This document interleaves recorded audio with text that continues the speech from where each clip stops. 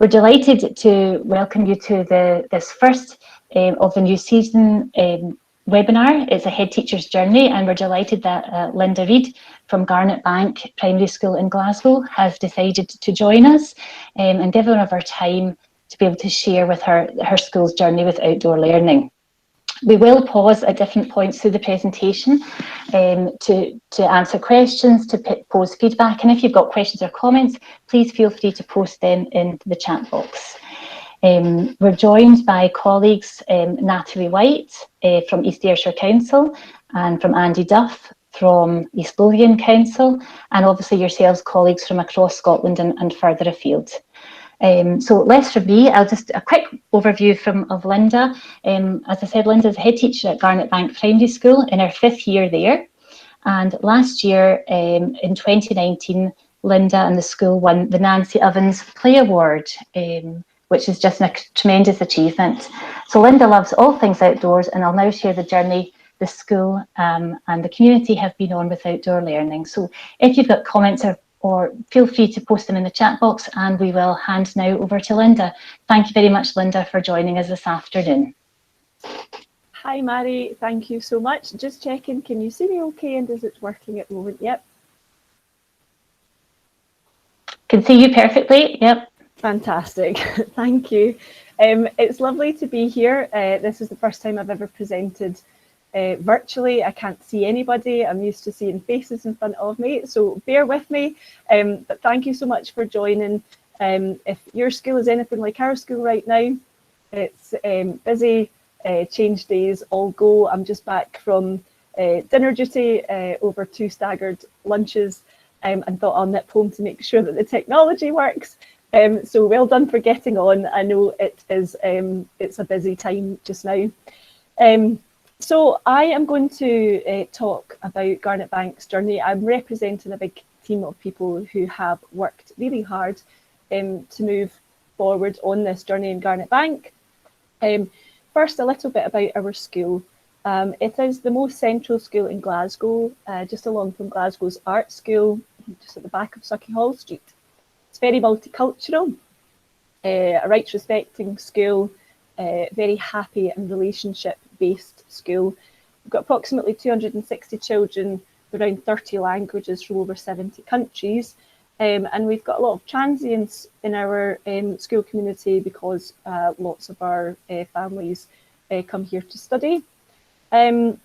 Before I came to Garnet Bank, this is my 5th year, as Mary said, there was a head teacher in the school for 18 years. So when I took up post, it had been a very stable staff team with high quality learning and teaching. So when I came in, I suppose the school was in a good position to look beyond the class and at the or classroom and look at the totality of the curriculum experience. I hope you find this helpful. There's still lots for us to do at Garnet Bank. It's, I suppose, an organic process, and definitely the journey is ongoing, as I say. We have been developing play pedagogy indoors and outdoors. We've invested in staff. We get approximately £60,000 pupil equity funding, and we used that to buy in a child development officer and a support for learning worker. And we're very much into the philosophy of early intervention and prevention. So those staff support us to enhance the early years, because not only does it give those children a good start, it means that as they go through school, everything else then follows on from that.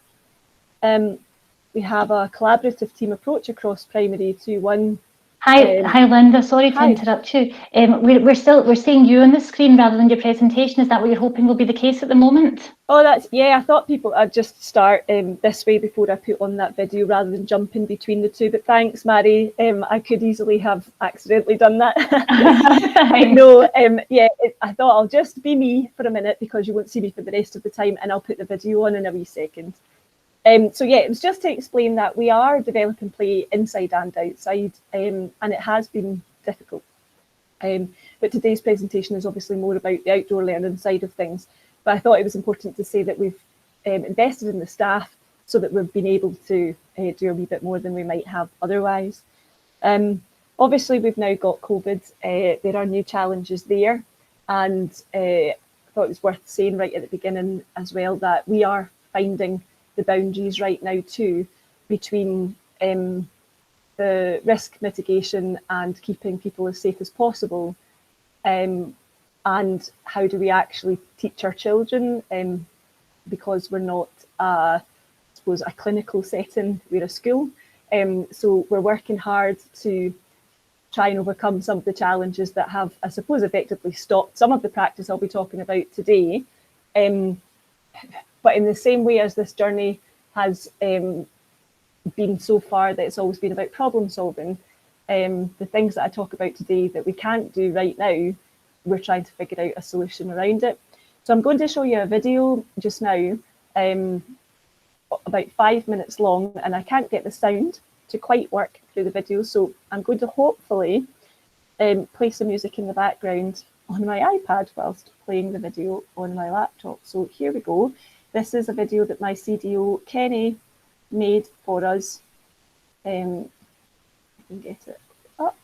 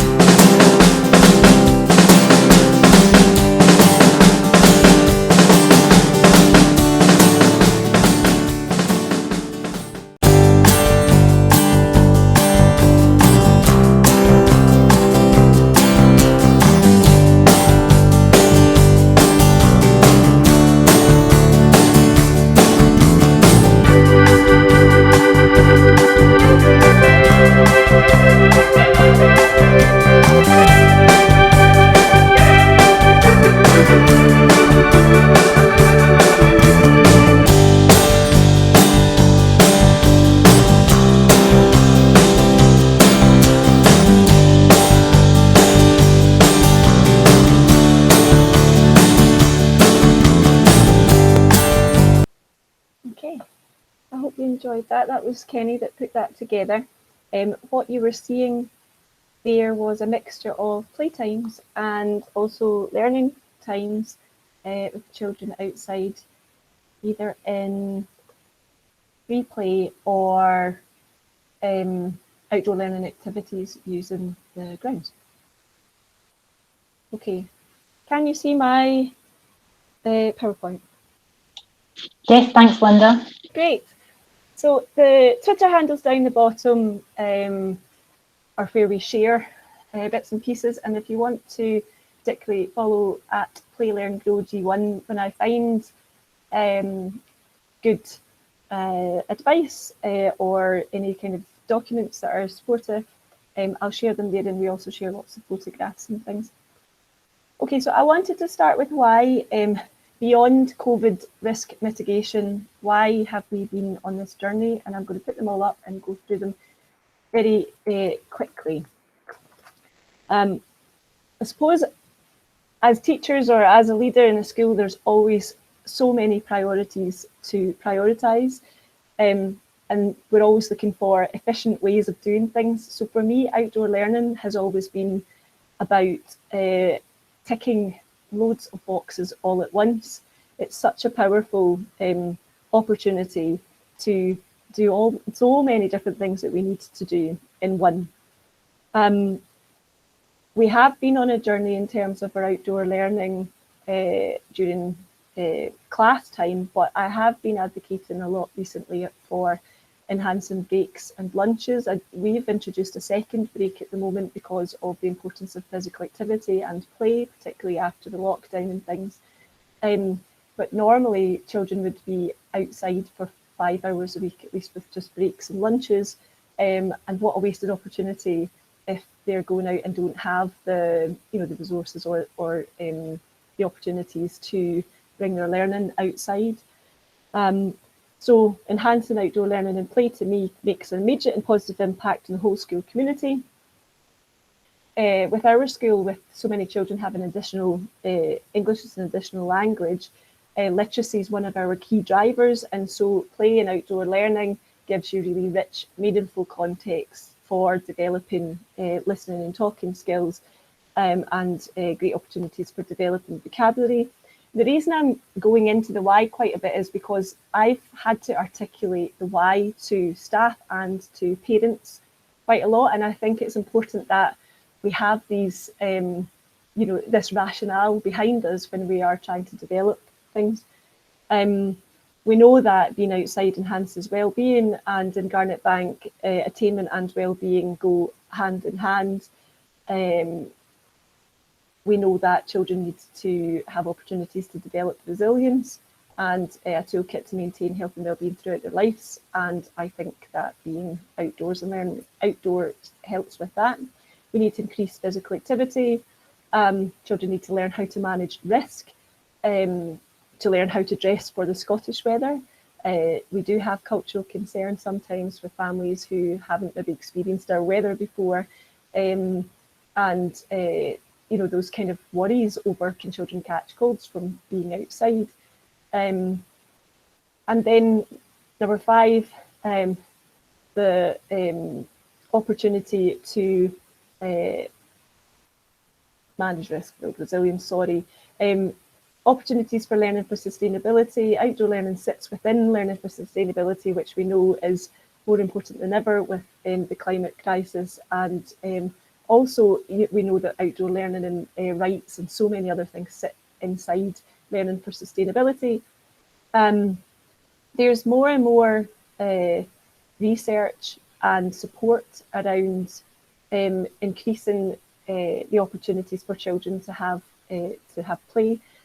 I like the fact that now there's a really joined up kind of thought process around play in Scotland, from the national guidance to local authority guidance. The organisations like Play Scotland or Learning Through Landscapes or Inspiring Scotland and loads more, they all sing from the same hymn sheet now around the importance of play. We obviously need to try and enhance STEM opportunities for children, and there are so many brilliant natural ways for children to develop STEM skills through tinkering and problem solving and engineering outside. We've of course got the Developing the Young Workforce agenda, and then providing opportunities to develop creativity. I watched an interesting YouTube clip once by John Cleese, of all people, who talks about creativity not being a talent, it is a skill, and it's a mode of operation. And the best place to develop creativity as a skill is when things are open-ended and relaxed.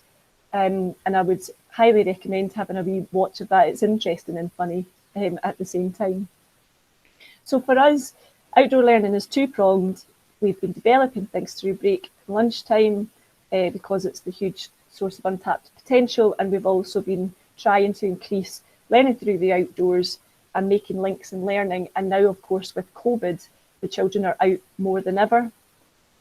So it's not an extra for any of us in Garnet Bank now. It is that mode of operation. It enables connections to be made across the class and the curriculum.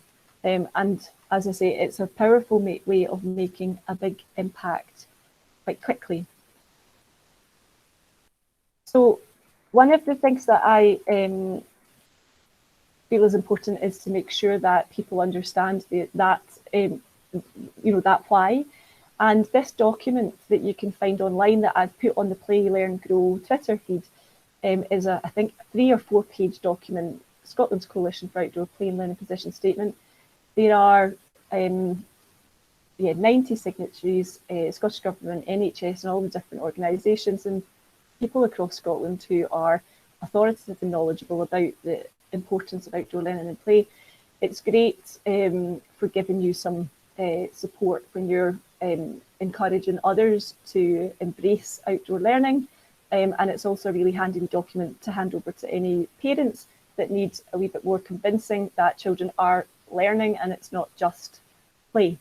This slide is full of text, I know, but that's just a snippet from the Coalition position statement.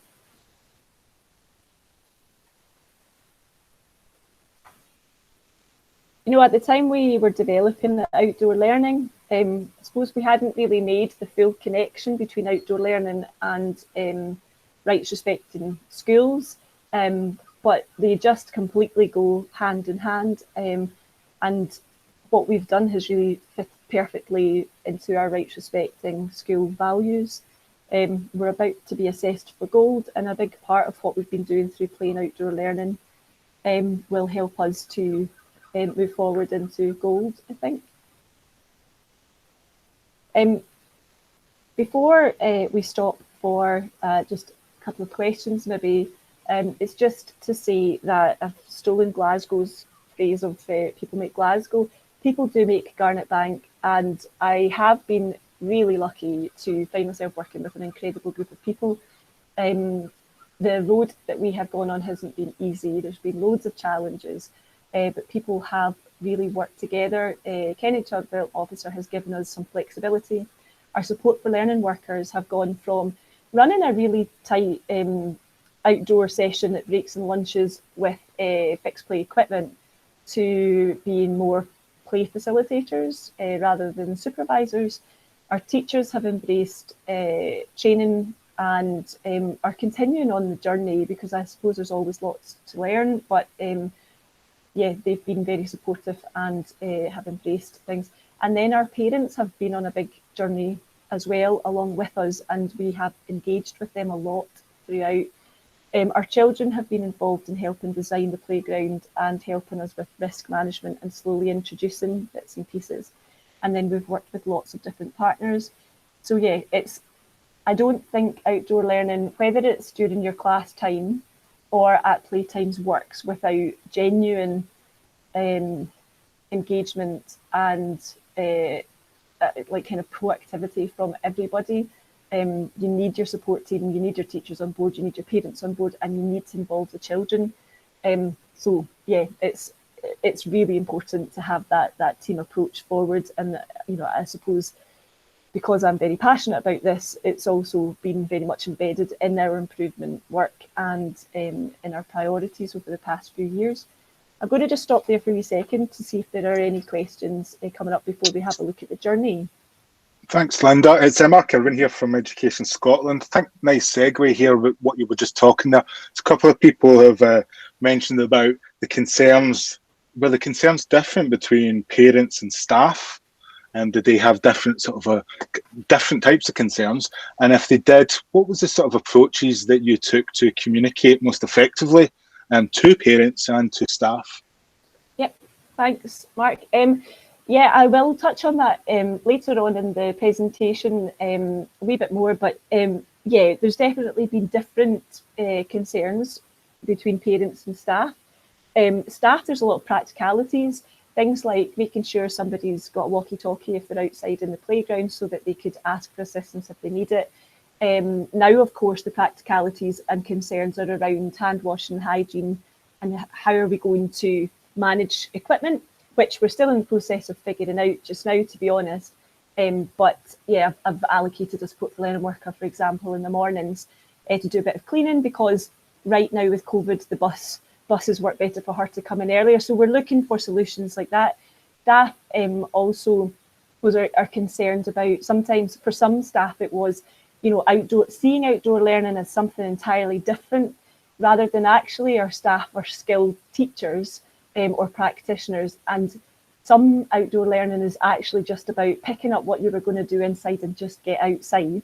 Clipboards and a pencil and the paper that they're about to write on, and a sit mat which we've made cutting out of yoga mats or carry mats, and just taking the children outside to then how do we raise a team and how do we provide more I suppose directive learning experiences using the outdoors. So yeah, it's been about confidence with staff as well, and as I say, we're definitely still on the road with that, but just working together to overcome the practicalities more than anything. Timetable in the playground, for example, has really helped, so that people know we've got a tiny playground, as you saw, so people know when they go out that they've got a space.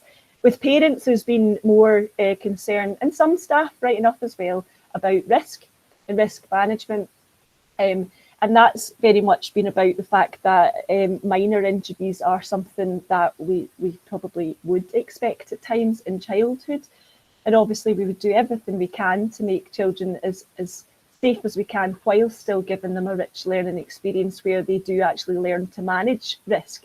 And I suppose it helps I have my own children in the school, and we work together to look at how can we manage, for example, when we're introducing new materials, we took a tyre into the assemblies and said, what could go wrong with this? It's a tiny playground. If we roll a big tyre, we might roll somebody over.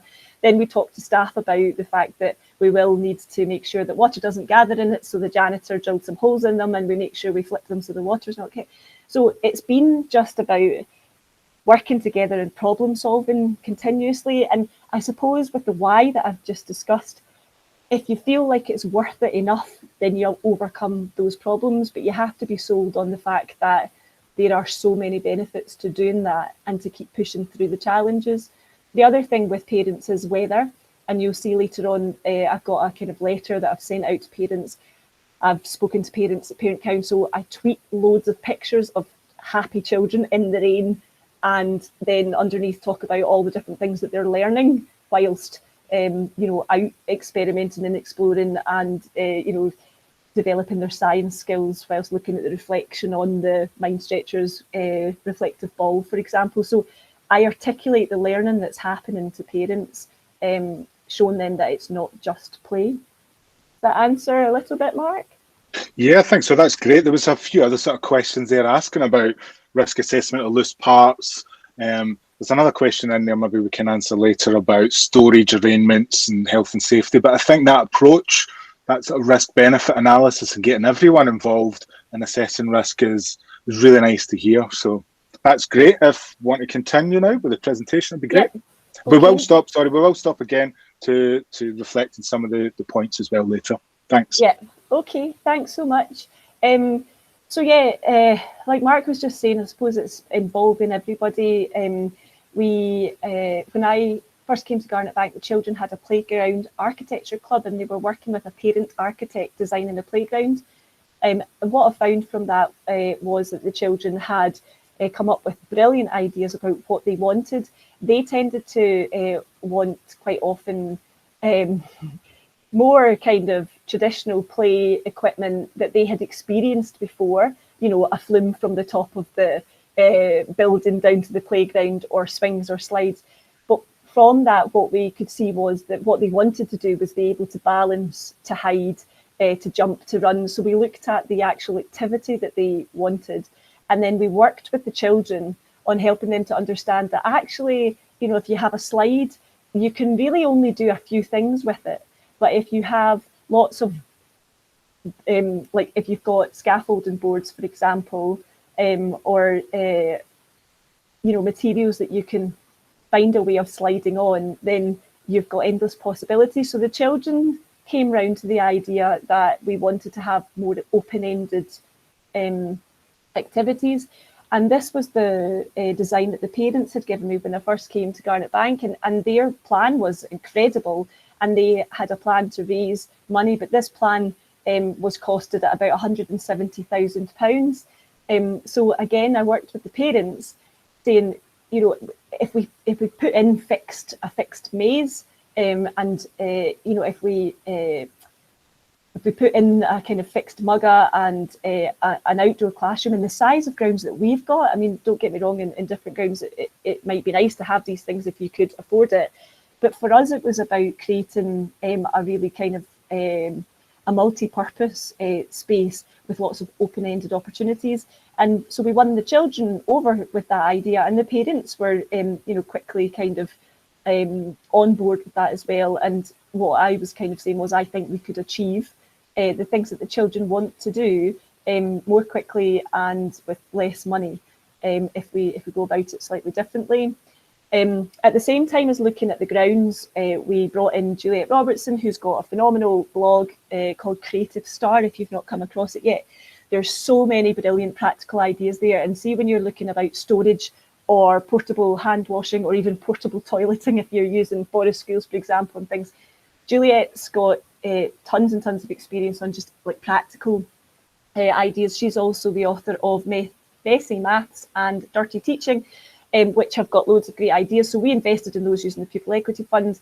We invested in some training from Juliet, and we won some training as well in a competition.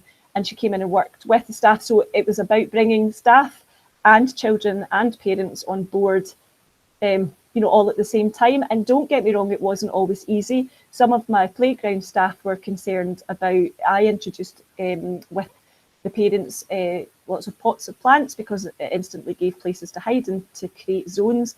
But the staff were worried because the grounds were so small that we would actually be eating up some space, for example. But as they then saw the children hiding and finding these wee cosy spaces, it started to win them over, I suppose. And they will say themselves, they weren't all that keen at the beginning, and they've come on a big journey too. This was as we started to introduce new resources, and we bought these sticks from Muddy Faces. These are 1 metre sticks, and Juliet gave us training on this.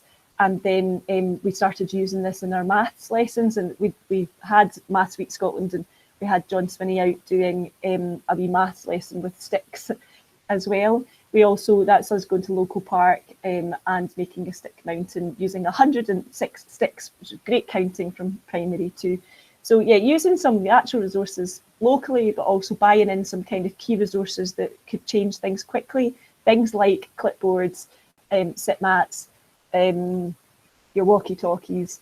Yeah, and I'll talk a wee bit more about more resources. This is the ground now, and your grounds are your learning environment, the same way as you would develop your class to allow for flow and for safe movement and, you know, for things to be practical and manageable for you. Your grounds need to be the same. So we worked with Learning Through Landscapes, had worked with the school before I got there, so we had a good report from them, and then Juliet and I worked on this together. And what we realised was that we kind of looked at how the children used it. There was one end that was busier, louder and faster, and the other end a bit quieter. So we created zones using just plants in plant pots, because they're movable and they don't sink down into the tar and everything. And we created, if you can see, the blue and pink around the edges. Those are quieter zones where we could have, you know, children that wanted to do handstands and things. And one of those, we might have loose parts in another. We had a wee quiet up in the top corner on the left there. There was we introduced natural materials. We've got a running track where the children know that the children will move fast there. So yeah, we've got the zones around the outside and faster movement in the middle. And also, Juliet had said a good thing. What do you value most? If you turn your grounds completely into like football pitches and for ball games, that's what you say you value most. What we value most is open-ended activity and play, and the opportunity for children to experience cosy, safe, quieter spaces and spaces to move. So yeah, we didn't do fixed equipment at first because I think that the flow is much more important to sort. We then used, I think, about £1,500 with Compan to put in open-ended playground markings. We got a catalogue, and the catalogue was all, you know, a kind of hopscotch game and things, which are great as well if you've got loads of space. But for us, we wanted things that were multi-purpose. So the circle on the right was actually as a result of an art activity with the P1s during class time. This spiral on the left has been used for, honestly, hundreds of different types of games and artwork and things. This has been affected by COVID. So we went from the playground being split in half to then creating mixed play. So all of our primary 2s to 7s started to play together, which took, again, a lot of working with parents, working with children, talking about, for the wee ones, where's a safe place to go. But of course, with COVID, I've now just gone back to staggered breaks and lunches and splitting children into bubbles and splitting the playground in half, which is a bit heartbreaking. But there's a silver lining. They've got a wee bit more space, I suppose. But it's my hope that we go back to mixed play, because what we found was the big ones were moderated by the wee ones, and the wee ones learned from the big ones, and it was really lovely to see. But there was work to be done around managing behaviour to make sure everybody was safe. Our staff were really worried that the big ones would run over the wee ones, which didn't happen because we did preparation and we did it 1 day a week. Anyway, obviously right now with COVID, that's on hold, but we will see what we can do to overcome it. So this, the next phase after we kind of looked at the grounds, I suppose our classroom layout of tables and chairs effectively, then we started to introduce the resources.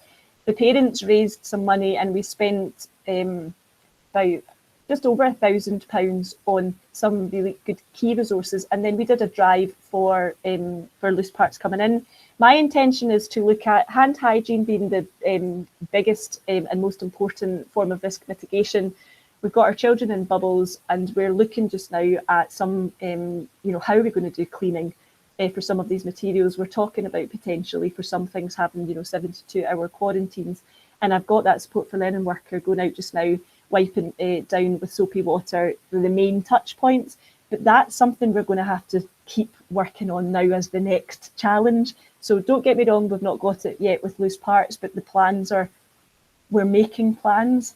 And I spoke to Juliet Robertson recently, who was talking to me about, COVID being an airborne virus, and more research coming out about the potential for actually transmitting the disease via contact. So I don't know, things might change over time, but right now we're obviously being as careful as possible. We have reduced the loose parts considerably. We've still got tyres out, but they're balancing and climbing on them, but not building with them. And we are quarantining some of the materials, and the rest of it's in the cupboard until we figure out the way forward with it. This was us introducing the kind of more static features once we had the grounds set up. This is Violet's garden. This is the wee side playground, which is tiny, where our P21s start the day. They're out here during their learning time. They start by free play every day in almost all weathers, unless the weather's dangerous. The parents can see them through the gate. We've had no tears or upset so far, because the children just instantly come in and start to play. This has been through kind of sheer grit and determination. This has been built by staff and parents. It's been B&Q. The mud kitchen was built by Kenny. The crates were given to us by parents. It's not, for some reason, sometimes it's like wading through treacle trying to develop outdoors, but when it's worth it, it is still worth pushing through all the challenges. But this has become really a fabulous resource for the younger children, and they use this for learning all through the day.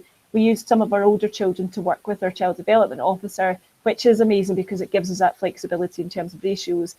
Again, managing risk, lots of discussion before we then use tools, and the children helped actually build the stage. For example, is B&Q wood, and underneath some pallets that we found down at the back of a local nightclub that we used for underneath. So yeah, it's bespoke, but we're looking at this for risk management, we're looking at risk assessing it, we're looking at not putting it under windows, for example, for fire, there's nothing sharp or like there's big drops around it. And then we're looking at what's the potential of what could happen with this. This bench here is a B&Q job as well. And then the tarps that you can see up the top, £12 from B&Q, kind of garden sales, which have been invaluable. The post there is a bucket with some concrete and a tyre to kind of keep it more stable, with hanging basket hooks up the top. That's really, really helpful to then build. That is a piece of perspex from B&Q for about £20. It didn't last for very long, maybe 6 months, but it cost £20, and we put it up with zip ties.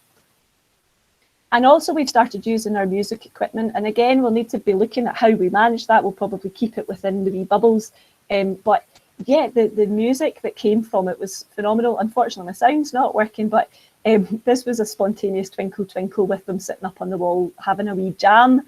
But again, the collaboration and the language from this, and music, and problem solving, risk management, so much just coming from these wee experiences. This is during class time, not playtime. So before I go on to the challenges, just wondering if there's a spot again to pause to check if there's anything that is anybody wanting to ask from any of the other experts that are here today. I think there was an interesting question there for me, which is, as an inner city school, and for me, Garnet Bank is probably as inner city as you're ever going to get. For those that maybe know, it's just off Sauchiehall Street. How do you provide contact with nature? Yeah, it's been a real challenge, to be honest, Mark. It's been a real desire of mine I wanted Garnet Bank to be a green oasis.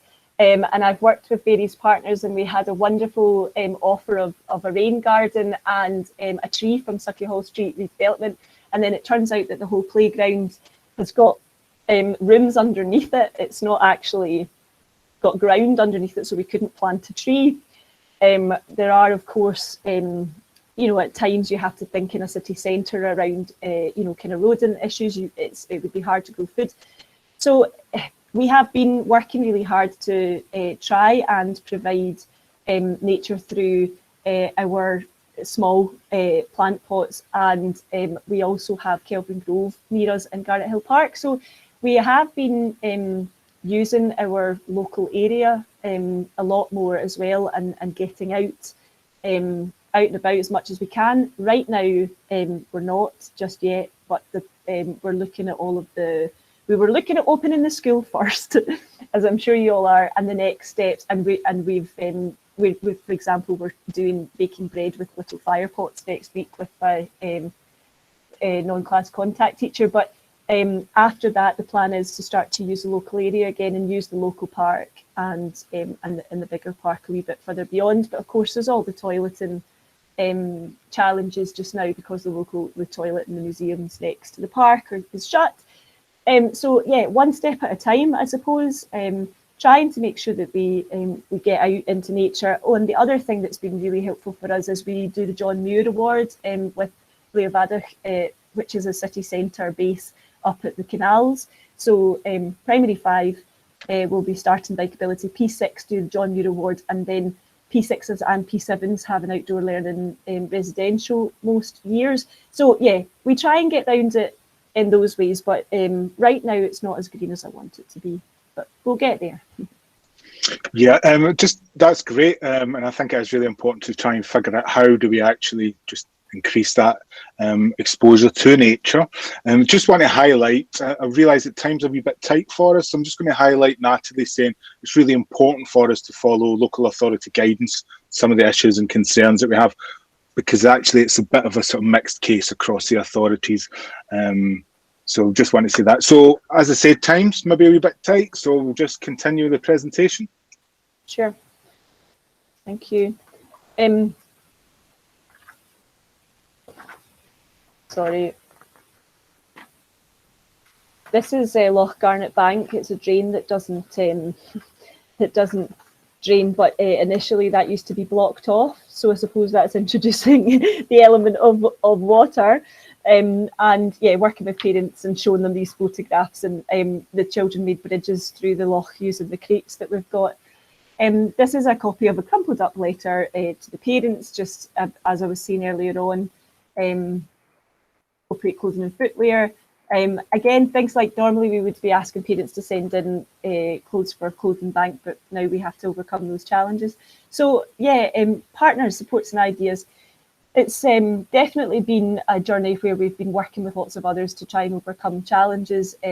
Yeah, absolutely looking at local authority guidance, getting support from other staff within the authority. Education Scotland, there's guidance in Education Scotland that's still relevant, that was done about 10 years ago, which is fantastic. It kind of highlights the ease and O's that you can just quite easily transfer to outdoors.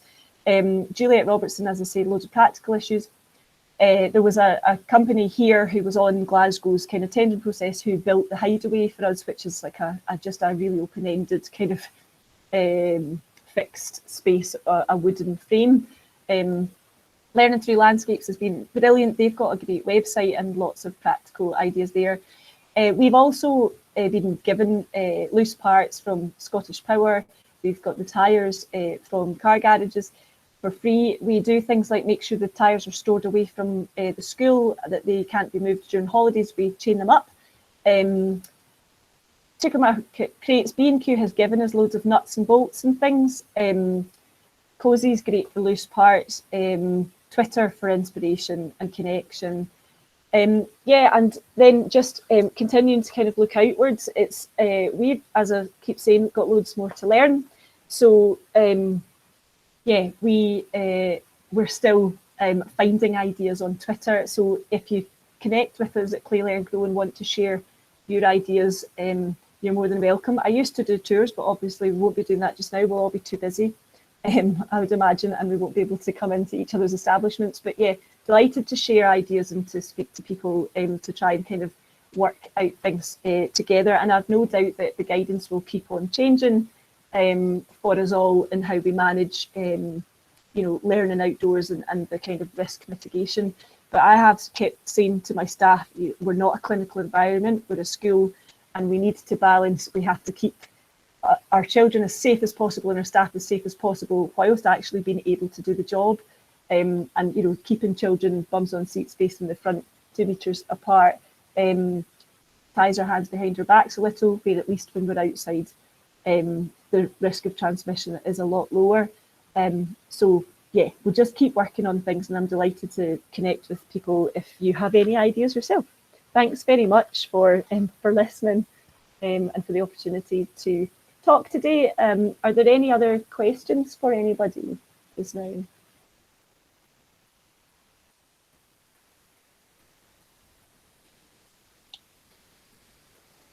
Folks, feel free to post any kind of questions that you've got specifically in the chat box. Mark's just going to share a presentation, just 2 slides around a bit more information. So that's really helpful. Mark, if you can share that, please, that'd be grand.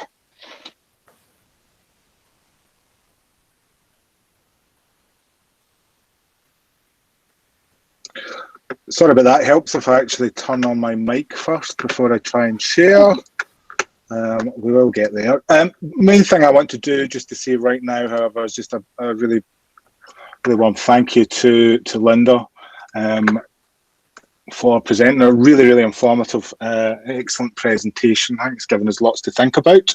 I also really just want to thank as well Andy Duff, Natalie White, who have been really helping out in the chat there, answering quite a few questions, and obviously my colleagues Mary Thompson and Lynn Yenneker, who's also been helping out in the background there. So it's been really good. I've been really enjoyed that, and I hope that you guys have got quite a lot out of that.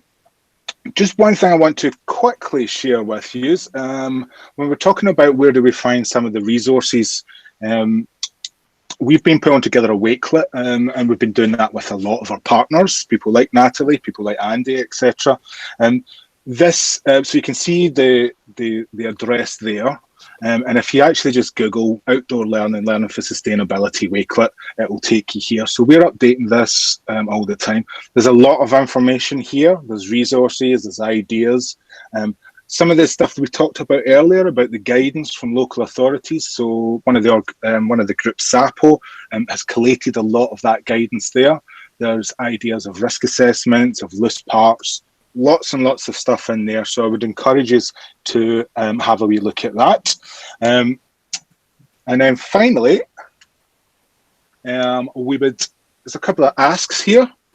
So we'd really like to fill in the outdoor learning webinar evaluation, which Mary has just like that, posted in the chat box there. So it'll only take you a couple of minutes, and it's really important for us to hear what you thought of this and how we can develop this and improve. This format of delivering webinars is quite new to all of us, so we're really at a sort of stage of learning how to do this, and we're really keen to improve. The other thing I'd really like to hear from you is any chance you can share any of your outdoor learning. You can tag us at that Twitter, STEMEdScot, and use the hashtag LearnOutdoors. Really keen to see how across the network, how people are taking learning outdoors across Scotland. So it's been fantastic to hear from such an inner city school, but we're really keen to hear from across the country. And we all take ideas from each other. So if you could do that, that would be fantastic. So thank you very much for joining us today. We do have a programme of outdoor learning webinars running for the rest of this calendar year, and then we'll be planning the next calendar year right now, actually. So there's going to be a whole programme of this, of outdoor learning, looking at different parts of the curriculum, some awards, etc. So have a look at the Twitter account near STEMEdScot, and the information is also hosted on the National Improvement Hub.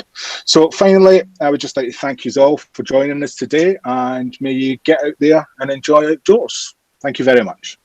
Thank you.